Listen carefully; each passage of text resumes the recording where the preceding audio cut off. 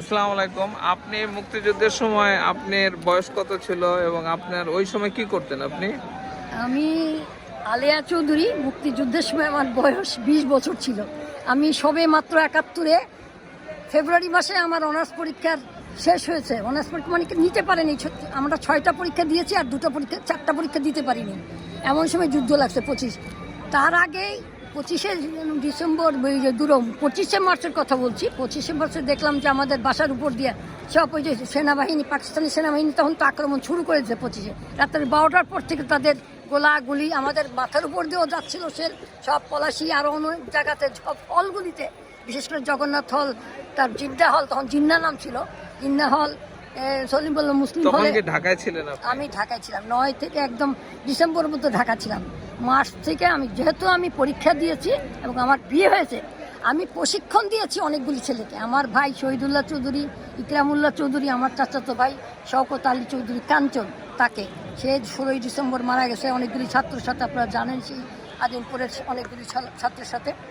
যাই হোক, সেই ভাইটা মধ্যেখানে নভেম্বরে এসেছিল, বলেছিল আমরা স্বাধীন হলাম বলে, কিন্তু স্বাধীনতা সে দেখে যেতে পারলো না। 16ই ডিসেম্বর তার অনেক মুক্তিযোদ্ধার সাথে সে পানিতে ডুবে মারা গেছে, অর্থাৎ পাকিস্তানি সেনারা তাদের নৌকাকে ডুবিয়ে দিয়েছে।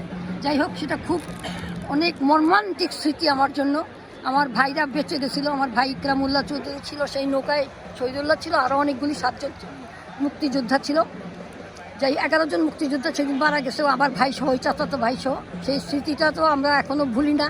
তা সেই স্মৃতি ভোলা না, তাদের যে আত্মাহুতি, আমরা যে স্বাধীনতা পেলাম এবং ভাষার মার্চে এই শহীদ জব্বার এদের যে লাশ, এই লাশটাও আমি একটা তথ্য দিতে পারি। আমার বাবা রক্ষা করেছিল সেই শহীদ জব্বার। আপনার বাবার নাম কি? হুমায়ুন বশির চৌধুরী, লালবাগ থানার ওসি ছিল তখন। ও আচ্ছা, তাহলে উনি ওনার কোন স্মৃতির উপরে বই টই লিখে গেছেন কিছু? হ্যাঁ, উনি বলে আমার কথা, আমাদের কাল আমার কথা, আমাদের কাল। হ্যাঁ, খুব সুন্দর। এটা ওই সময়কে এই যে 52 কথা আছে, শুনেন, আব্বার বন্দুক ছিল, পিস্তল ছিল, তাই আমরা মুক্তিযোদ্ধাদের আশেপাশের সব মুক্তিযোদ্ধাকে 20-25 জনকে আমি কিছু টাকা পয়সা দিয়ে পাঠাতে, যেহেতু আমার 70 সালে বিয়ে হয়েছিল। নাহলে তো আগের দিনের ছাত্রছাত্রীর কাছে 1 টাকাও থাকতো না, 5 টাকা তো দূরের কথা, 1 টাকাও থাকতো না। তা আমার স্বামী আমাকে 300 টাকা মাসিক সহারা দিত বলে সেই টাকাগুলো জমি আমি কয়েক হাজার টাকা করেছি। 20-25 জন মুক্তিযুদ্ধকে আমার বাবার বন্দুক দিয়ে, পিস্তল দিয়ে, নানাভাবে আমার আব্বার বুদ্ধি, আমার অর্থ সহায়তা, আমারও বুদ্ধি কাজে লাগিয়ে তাদের প্রশিক্ষণ দিয়েছি বাসায় এবং যুদ্ধে পাঠিয়েছি। সেই যুদ্ধের থেকে আমার ভাইরা ফিরে আসছে, কিন্তু আমার চাচাতো ভাই